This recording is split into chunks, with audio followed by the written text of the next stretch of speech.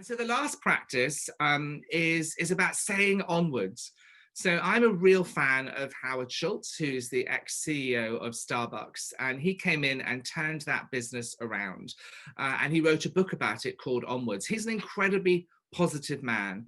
And he used to sign off his email at Starbucks with the word onward, and I am afraid I have stolen it as well.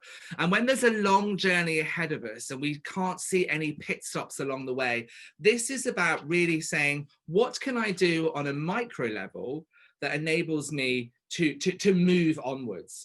And so there's a practice on the next page that I invite you to look at and to undertake. So on the next slide, Joe. So when I started the Innovation Beehive, it was at my kitchen table in 2009, in the depths of the absolute global recession. I had no job.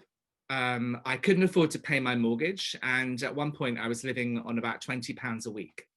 I was caring for my sick brother and was picking up childcare responsibilities for his children as well. So it was a pretty tough time for me, yet I founded a business because I didn't have a job.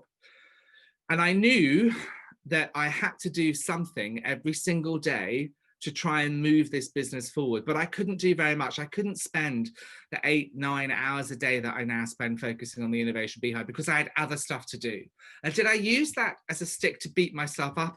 Or did I say, how can I move myself onwards, even in a micro way, that's going to allow me to have a modicum of success and keeps me moving towards my goal of the Innovation Beehive being a proper company, which it is now.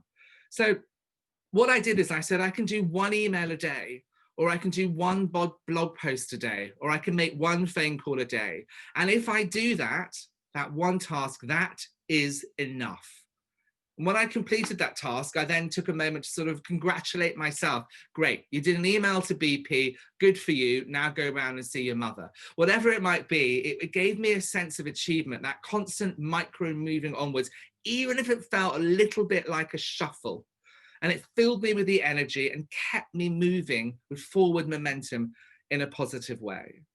So it's a great one for all of us at the moment. Many of us are having to deal upon wave and wave of bad news, challenging P&Ls, reducing headcounts.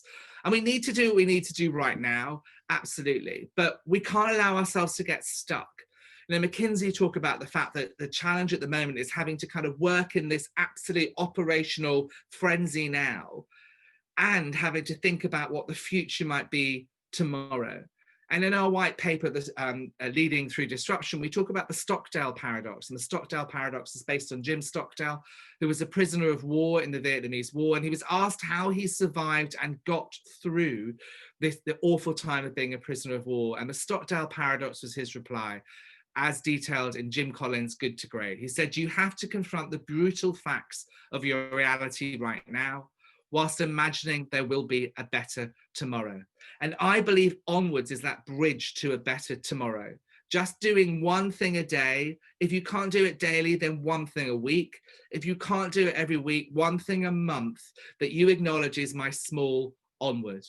Now, personally, I love Christmas. I have somewhere between 12 and 15 people around the table for Christmas lunch every year. This year, me, my husband and the dogs. Really, we're unlikely to have more than that. Yet, what can I do to make sure I'm not getting depressed about missing out on the fantastic Christmas that we normally have?